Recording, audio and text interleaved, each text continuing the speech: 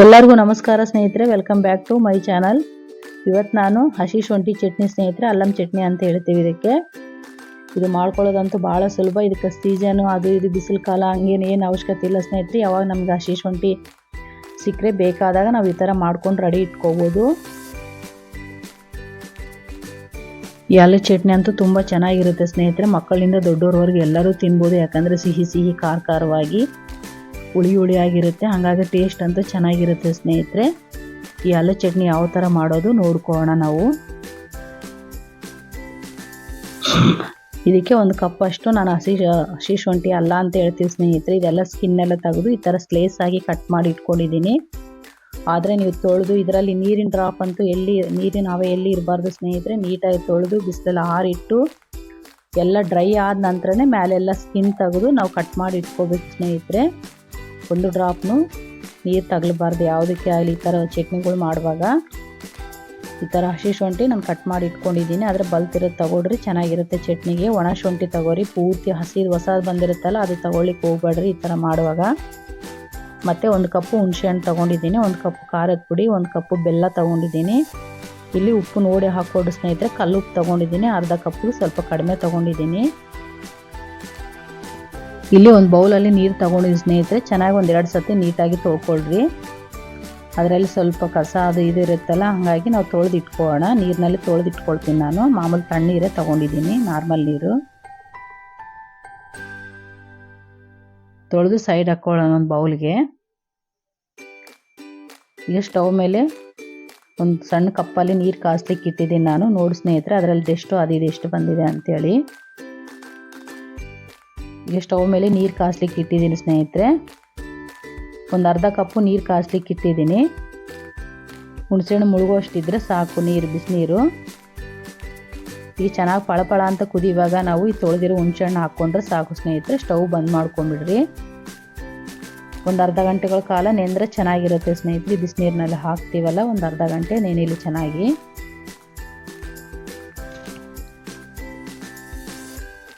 ಈಗ ಸ್ಟವ್ ಮೇಲೆ ಒಂದು ಚೌಟ್ ಕಾಸ್ಲಿಕ್ಕೆ ಇಟ್ಟಿದ್ದೀನಿ. ಇಲ್ಲಿ 1 ಸ್ಪೂನ್ ಮೆಂತ್ಯ ಕಾಳು ಹಾಕ್ಕೊಂಡಿದ್ದೀನಿ. ನಾನಿಲ್ಲಿ ಸ್ವಲ್ಪನೇ ಕ್ವಾಂಟಿಟಿ ತೋರಿಸ್ತಾ ಇದ್ದೀನಿ, ಹಾಗಾಗಿ ಸ್ವಲ್ಪನೇ ಹಾಕ್ಕೊಂಡಿದ್ದೀನಿ ಸ್ನೇಹಿತರೆ. ಒಂದು ವೇಳೆ ನೀವು ಹೆಚ್ಚಿಗೆ ಮಾಡೋ ಥರ ಇದ್ದರೆ ಹೆಚ್ಚಿಗೆನೂ ಹಾಕ್ಕೋಬೋದು. 1 ಸ್ಪೂನ್ ಧನಿಯಾ ಹಾಕ್ಕೊಳ್ತೀನಿ. ಇಲ್ಲಿ ನಾನು ಒಂದು 200 ಗ್ರಾಮ್ ಅಷ್ಟು ಅಲ್ಲ ತೊಗೊಂಡಿರೋದು ಹಸಿ ಶುಂಠಿ, ಹಾಗಾಗಿ ಇಷ್ಟು ಕ್ವಾಂಟಿಟಿ ಸೇರಿಸ್ಕೊಳ್ತಾ ಇದ್ದೀನಿ. ನೀವು ಹೆಚ್ಚಿಗೆ ಮಾಡೋ ಥರ ಇದ್ದರೆ ಹೆಚ್ಚಿಗೆ ಕ್ವಾಂಟಿಟಿ ಮಾಡ್ಕೊಂಡು ಹೋಗ್ರಿ. ಮತ್ತು 1 ಸ್ಪೂನ್ ಸಾಸಿವೆ ಕಾಳು ಹಾಕ್ಕೊಂಡಿದ್ದೀನಿ. ಮೆಂತ್ಯ, ಧನಿಯಾ ಮತ್ತು ಸಾಸಿವೆ ಹಾಕ್ಕೊಂಡಿದ್ದೀನಿ. ಇದು ಸ್ವಲ್ಪ ಕೆಂಪಗಾಗೋರಿಗೆ ಬಿಸಿ ಮಾಡ್ಕೊಳ್ಳೋಣ. 1 ಸ್ಪೂನ್ ಜೀರಿಗೆ ಹಾಕ್ಕೊಳ್ತಾ ಇದ್ದೀನಿ.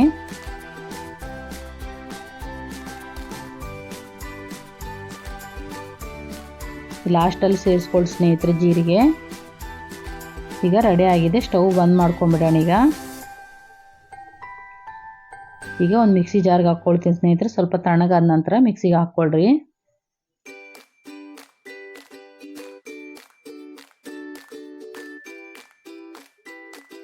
ಈಗ ಪೌಡರ್ ಮಾಡ್ಕೊಂಬಂದಿದ್ದೀನಿ. ಇಷ್ಟು ಪೌಡರ್ ಆದರೆ ಸಾಕು.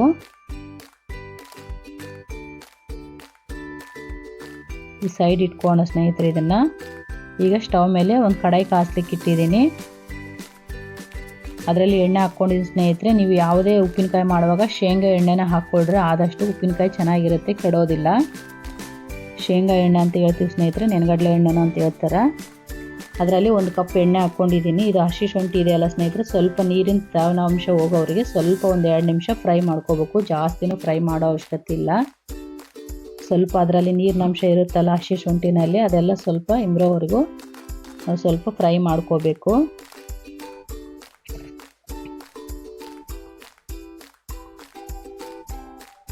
ಒಂದು 2 ನಿಮಿಷ ಆದರೆ ಸಾಕು. ಇಷ್ಟಾದರೆ ಸಾಕು ಸ್ನೇಹಿತರೆ. ಒಂದು ಪ್ಲೇಟ್ಗೆ ಹಾಕೋಣ.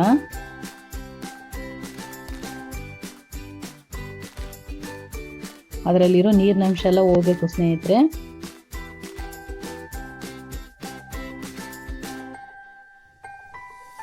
ಈಗ ಅದೇ ಎಣ್ಣೆನಲ್ಲಿ ಸ್ನೇಹಿತರೆ ನಾವು ಒಗ್ಗರಣೆ ಹಾಕಿ ತಣ್ಣಗೆ ಮಾಡಿ ಇಟ್ಕೋಬೇಕು ಸ್ನೇಹಿತರೆ. ಹಾಗೆ ಎಣ್ಣೆ ಬಿಸಿ ಇರುತ್ತಲ್ಲ ಸ್ನೇಹಿತರೆ, ಅದರಲ್ಲೇ ನಾನು 1 ಸ್ಪೂನ್ ಕಡಲೆಬೇಳೆ, 1 ಸ್ಪೂನ್ ಉದ್ದಿನಬೇಳೆ ಹಾಕ್ಕೊಂಡಿದ್ದೀನಿ.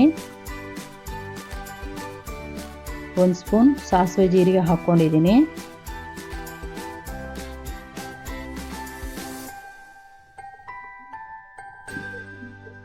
ಒಂದೆರಡು ಒಣಮೆಣಸಿನಕಾಯಿ ಮುರಿದು ಹಾಕ್ಕೊಳ್ತೀನಿ ಸ್ನೇಹಿತರೆ.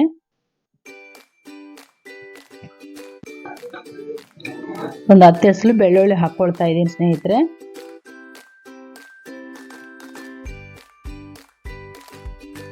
ಸ್ವಲ್ಪ ಕೆಂಪಗಾಗಲಿ ಒಗ್ಗರಣೆ. ಸ್ವಲ್ಪ ಕರಿಬೇವು ಹಾಕ್ಕೊಳ್ತಾ ಇದ್ದೀನಿ.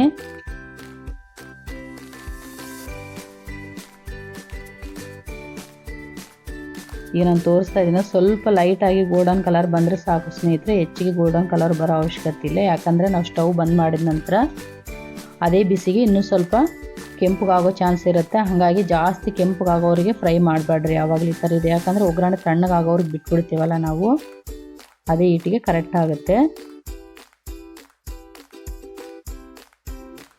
ಈಗ ನಾನು ತೋರಿಸ್ತೀನಿ ನೋಡಿ ಸ್ನೇಹಿತರೆ. ಇಷ್ಟ ಆದರೆ ಸಾಕು, ಲೈಟಾಗಿ ಗೋಲ್ಡನ್ ಕಲರ್ ಬಂದರೆ ಸಾಕು. ಸ್ಟವ್ ಬಂದ್ ಮಾಡ್ಕೊಂಬಿಡೋಣ. ಈಗ ಪೂರ್ತಿ ತಣ್ಣಗಾಗಬೇಕು ಸ್ನೇಹಿತರೆ. ಅಷ್ಟರೊಳಗೆ ನಾವು ಮಿಕ್ಸಿಗೆ ಹಾಕೋಣ. ಈಗ ಒಂದು ಮಿಕ್ಸಿ ಜಾರ್ ತೊಗೊಂಡಿದ್ದೀನಿ. ಇಲ್ಲಿ 1-2 ಗಡ್ಡೆ ಬೆಳ್ಳುಳ್ಳಿ ಸುಲಿದಿರೋದು ಹೆಸರು ಸಮೇತ ಹಾಕ್ಕೊಳ್ತಾ ಇದ್ದೀನಿ ಹಂಗೆ. ಮತ್ತು ನಾವು ಫಸ್ಟ್ ಫ್ರೈ ಮಾಡಿ ಇಟ್ಕೊಂಡಿದ್ದೀವಲ್ಲ ಅಲ್ಲ, ಇದನ್ನು ಸೇರಿಸ್ಕೋಣ ಇದರಲ್ಲಿ.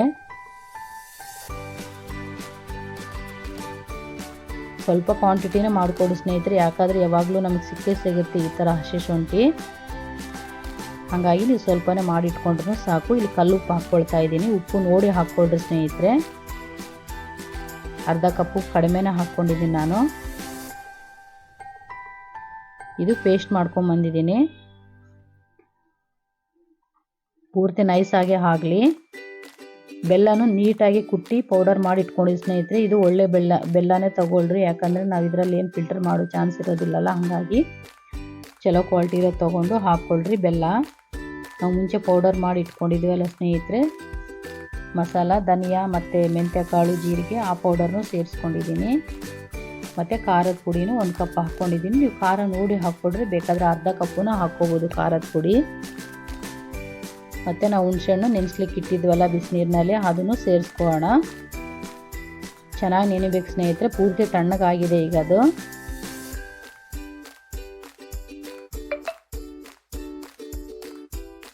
ಇದನ್ನು ಪೇಸ್ಟ್ ಮಾಡ್ಕೊಂಬರೋಣ. ಇನ್ನೊಂದು ಸತಿ ಗ್ರೈಂಡ್ ಮಾಡ್ಕೊಂಬರ್ತೀನಿ.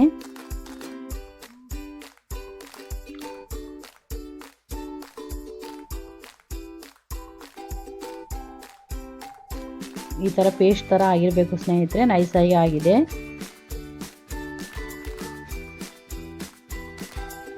ಈಗ ನಾವು ಮುಂಚೆ ಎಣ್ಣೆ ಒಗ್ಗರಣೆ ಹಾಕಿ ಇಟ್ಕೊಂಡಿದ್ವಲ್ಲ, ಪೂರ್ತಿ ತಣ್ಣಗಾದ ನಂತರನೇ ಮಿಕ್ಸ್ ಮಾಡಿಕೊಡು ಸ್ನೇಹಿತರೆ. ಎಣ್ಣೆ ಬಿಸಿ ಇದ್ದರೆ ಹಾಕ್ಕೊಳ್ಳಿಕ್ಕೆ ಹೋಗಬೇಡ್ರಿ, ಯಾಕಂದರೆ ಆ ಬಿಸಿಗೆ ನಾವು ಈ ಥರ ಚಟ್ನಿ ಹಾಕೋದ್ರಿಂದ ಮತ್ತೆ ನೀರಿನ ಅಂಶ ಬಿಟ್ಕೊಂಡು ಚಟ್ನಿ ಕಡೆ ಚಾನ್ಸ್ ಇರ್ತದೆ. ಹಾಗಾಗಿ ಪೂರ್ತಿ ನಾವು ಒಗ್ಗರಣೆ ಇಟ್ಟಿರೋದು ತಣ್ಣಗಾದ ನಂತರನೇ ಇದನ್ನು ಸೇರಿಸ್ಕೋಬೇಕು.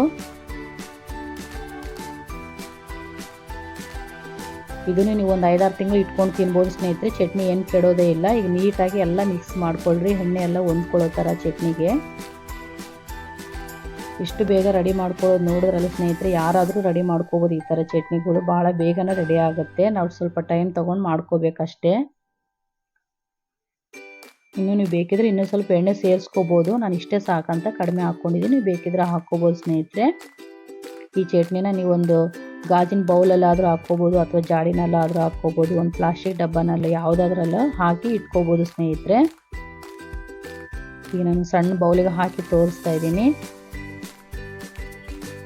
ತುಂಬ ಚೆನ್ನಾಗಿರುತ್ತೆ ಸ್ನೇಹಿತರೆ ಈ ಚಟ್ನಿ. ನಾವು ಸೈಡಾಗಿ ಉಪ್ಪಿಟ್ಟಿನಲ್ಲೂ ನಂಚ್ಕೊಂಡು ತಿನ್ಬೋದು, ದೋಸೆಗೂ ತಿನ್ಬೋದು ಸ್ನೇಹಿತರೆ, ಅಂದಲ್ಲೂ ನಂಚ್ಕೊಂಡು ತಿನ್ಬೋದು. ಮಕ್ಕಳಿಂದ ದೊಡ್ಡವ್ರವರೆಗೆ ಎಲ್ಲರೂ ತಿನ್ಬೋದು ಸ್ನೇಹಿತರೆ. ಯಾಕಂದರೆ ಇದು ಬೆಲ್ಲ ಸೇರಿಸಿರ್ತೀವಿ, ಸಿಹಿಯಾಗಿ ಮತ್ತು ಖಾರವಾಗಿ, ಹುಳಿಯಾಗಿ, ಹುಣಸೆಹಣ್ಣು ಹಾಕಿರೋದ್ರಿಂದ ಟೇಸ್ಟ್ ಚೆನ್ನಾಗಿರ್ತದೆ, ಡಿಫ್ರೆಂಟಾಗಿರುತ್ತೆ. ಮಕ್ಕಳು ಇಷ್ಟಪಟ್ಟು ತಿಂತಾರೆ ಸ್ನೇಹಿತರೆ. ನೀವು ಟ್ರೈ ಮಾಡಿ, ನಿಮ್ಗೆ ಹೆಂಗೆ ಬಂದಿದೆ ಅಂತ ನನಗೆ ಕಾಮೆಂಟ್ ಮಾಡಿ ಸ್ನೇಹಿತರೆ. ಮತ್ತೆ ಮುಂದಿನ ರೆಸಿಪಿಯಲ್ಲಿ ಭೇಟಿ ಆಗೋಣ. ಎಲ್ಲರಿಗೂ ನಮಸ್ಕಾರ.